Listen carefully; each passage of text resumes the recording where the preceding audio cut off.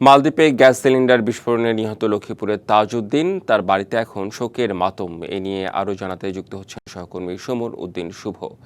সুমন উদ্দিন শুভ, তার বাসায় এই মুহূর্তে কি অবস্থা দেখছেন, প্রতিবেশীরা কি বলছেন, আর মরদেহ আনার বিষয়গুলো নিয়েও আসলে কি তথ্য জানেন? রাদওয়ান, মালদ্বীপের দিগুড়া আইল্যান্ডে গ্যাস সিলিন্ডার বিস্ফোরণে নিহত ৫ জনের একজন তাজউদ্দিন সজীব।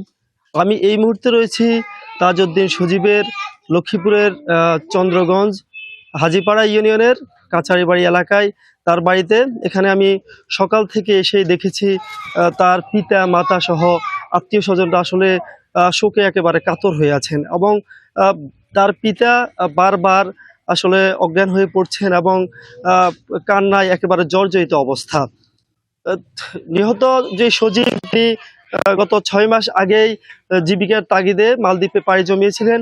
সেই মালদ্বীপে পাড়ি জমাতে গিয়ে প্রায় ৫ লক্ষ টাকা ধার দেনা এবং জমি বন্ধক রেখে কিন্তু পরিবার তাকে মালদ্বীপ পাঠিয়েছিলেন। কিন্তু হঠাৎ এই দুর্ঘটনায় তার নিহতের খবরে লক্ষ্মীপুরের তার বাড়িতে পুরো পরিবার আসলে ভেঙে পড়েছে এবং পরিবার জানিয়েছে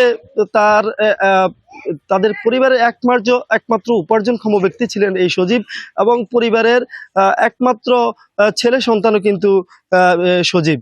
এবার নগদে পাচ্ছেন হেলিকপ্টার অফার, তাই কেনাকাটার পেমেন্ট নগদে করুন আর বুঝে নিন ২০০০ টাকারও বেশি ক্যাশব্যাক সহ হেলিকপ্টার রাইড। পেমেন্ট শুরু করুন আজই। সেক্ষেত্রে এই পরিবারের মধ্যে এখন এই পুরো পরিবারটা একেবারে অসহায় অবস্থায় রয়েছে এবং পরিবারের কোনো ধরনের উপার্জন ক্ষম ব্যক্তি এই মুহূর্তে তাদের পরিবারে নেই এবং নিহত সজীবের একটি ৪ মাস বয়সী বাচ্চাও রয়েছে। সেক্ষেত্রে পুরো পরিবার একেবারে শোকে কাতর। আমি লক্ষ্মীপুর জেলা প্রশাসনের সাথেও কথা বলেছি। তারা জানিয়েছেন ইতিমধ্যে তারা সজীবের পরিবারের সাথে যোগাযোগ করেছেন।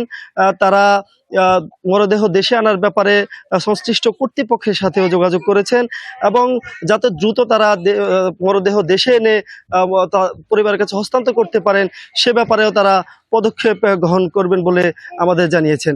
আমি পরিবারের তার খালাতো ভাই আবুল কাশেম মোহাম্মদ আব্দুল খালিকের সাথে আমি কথা বলেছি। তিনি জানিয়েছেন ইতিমধ্যেই বাংলাদেশ হাই কমিশন থেকে তার সাথে যোগাযোগ করা হয়েছে এবং মরদেহ দেশে এনে দ্রুত হস্তান্তর করবেন বলে তাকে আশ্বস্ত করেছেন। তো লক্ষ্মীপুরের চন্দ্রগঞ্জ এলাকা থেকে নিহত সজীবের বাড়ি থেকে এই ছিল সবশেষ আপডেট। রাদওয়ান, জি, বিষয়টি খুবই দুঃখজনক, জানাচ্ছিলেন সুমন উদ্দিন শুভ।